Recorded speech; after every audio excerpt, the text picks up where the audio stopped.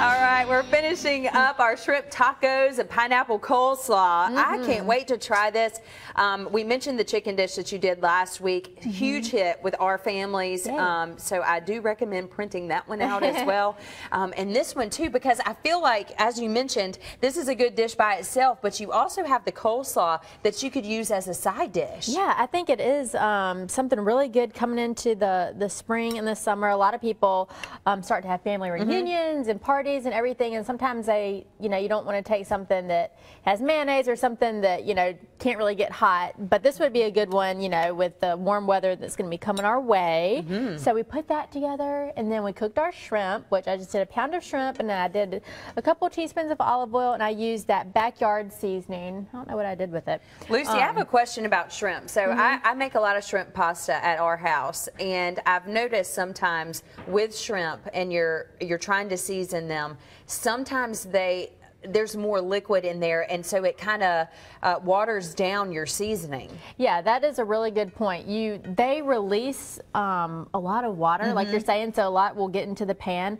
So that's why I just use not much other liquid. So I just use a couple of teaspoons of olive oil, and you can see, there's not really, and they're not sticking. Not at all. But something else that you could try, especially with shrimp, I have coconut oil spray. We just sell it, right in the grocery store, and that would really a good thing. Just spray a little bit of that or olive oil spray in your pan, and then you won't really have any excess, because that's a really good point. Yeah. But I love those olive oil and coconut oil sprays because they're just so convenient. I use those. I eat eggs most every morning, so I just grab one of those out of the pantry, spray my little pan, and then do my eggs, so you don't have to add extra oil or butter or something like that. So that's a good question, because they do release a lot of liquid.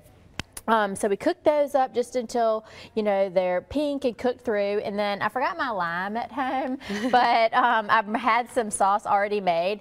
I really love to keep Greek yogurt on hand and make different sauces with it. So today I was going to do a little sauce for our taco, and this little cup is 5 ounces, so it's a little over half a cup, so I just put that in here.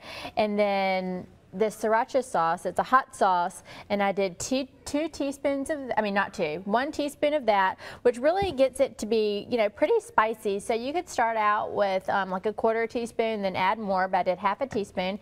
And then you're really going to be bummed that I forgot the lime, because I zested. I know. I love to zest some your favorite stuff. So I did the zest of 1 lime and the juice of 1 lime, and our sauce is together. So I thought we could just put together a little taco here. You could use flour tortillas. I have corn tortillas today, and I just popped it in the microwave, to soften it up. And then we're going to put a little bit of our pineapple coleslaw on here, and then a little bit of our sriracha sauce. And it's very healthy too. It is. It's really healthy. With the Greek yogurt, of course, if you weren't a yogurt fan or didn't want to use it, you could do the same. You could just make a little mayo sriracha sauce, and then I'm just going to do a little cheese, and our tacos are ready to go. And you can see, tacos are a good thing to do too when you're kind of trying to stretch your budget, because it doesn't take a lot to fill up a little taco. And you can do the same recipe with fish, do fish tacos, or chicken. Anything would really go in these tacos. All of it would go together. So super easy. Yeah, and good to go. Print this out. Print the chicken one out from last week too. You can find them all on our website and the Greer's website. We'll be right back.